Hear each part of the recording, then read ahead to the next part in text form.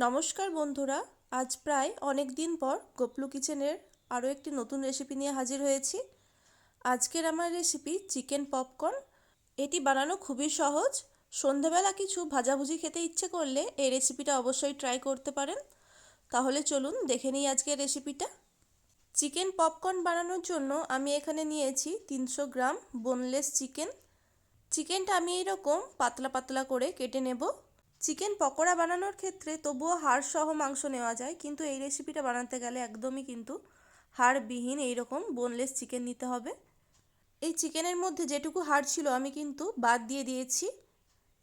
সমস্ত চিকেনটা কেটে নেওয়ার পর এবার ওর মধ্যে দিয়ে দেব হাফ টিস্পুন লবণ, হাফ টিস্পুন গোলমরিচ গুঁড়ো, হাফ টিস্পুন লঙ্কার গুঁড়ো, প্রায় 1 চামচ রসুন বাটা, হাফ চামচ আদা বাটা।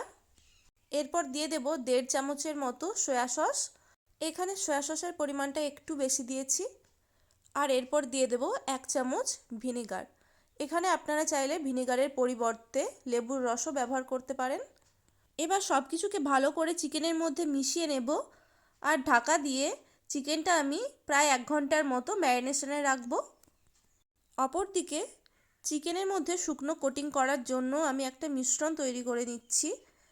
তার মধ্যে নিয়েছি আমি 1/3 কাপ ময়দা, সাথে নিয়েছি 1/3 কাপ কর্নফ্লাওয়ার।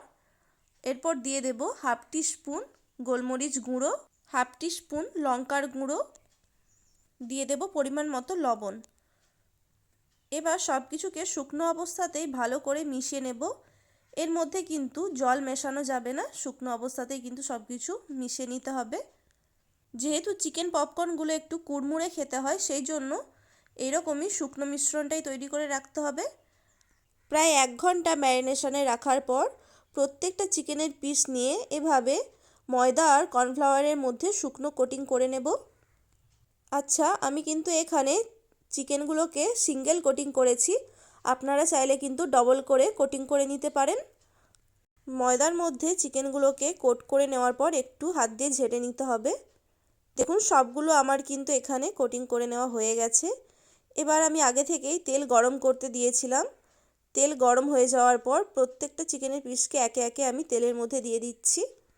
এগুলিকে কিন্তু এবার মিডিয়াম টু লো ফ্লেমে 7 থেকে 8 মিনিটের জন্য ভেজে নিতে হবে। তাহলেই কিন্তু এই চিকেন পপকর্নগুলো বাইরে থেকে একদম মুচমুচে হবে আর ভেতরে কিন্তু একদম সফট থাকবে। এখানে আমি চিকেন পপকর্নগুলোকে একবার করেই ফ্রাই করা দেখিয়েছি, আপনারা চাইলে কিন্তু দুবার করেও ফ্রাই করে নিতে পারেন। সেক্ষেত্রে চিকেন পপকর্নগুলিকে 7-8 মিনিট ফ্রাই করে নেওয়ার পর তারপর সবগুলোকে শেষে একবারে 1-2 মিনিটের জন্য ফ্রাই করে নিতে হবে। দেখুন, এখানে আমার প্রথম ব্যাচের চিকেন পপকর্নগুলো ভেজে নেওয়া হয়ে গেছে। এরপরে বাকিগুলোকেও ঠিক একই রকমভাবেই আমি ভেজে নেব। চিকেন পকোড়া তো প্রায় বানিয়ে খাওয়া হয়ে থাকে, কিন্তু এভাবে মাঝে মাঝে একবার দুবার চিকেন পপকর্নও বাড়িতে বানিয়ে খেয়ে দেখতে পারেন। উপকরণ প্রায় একই লাগে, শুধু বানানোর পদ্ধতি একটু আলাদা।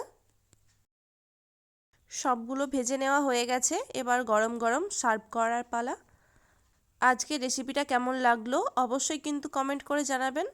ভালো লাগলে ভিডিওটিতে একটি লাইক করে চ্যানেলটি অবশ্যই সাবস্ক্রাইব করে দেবেন।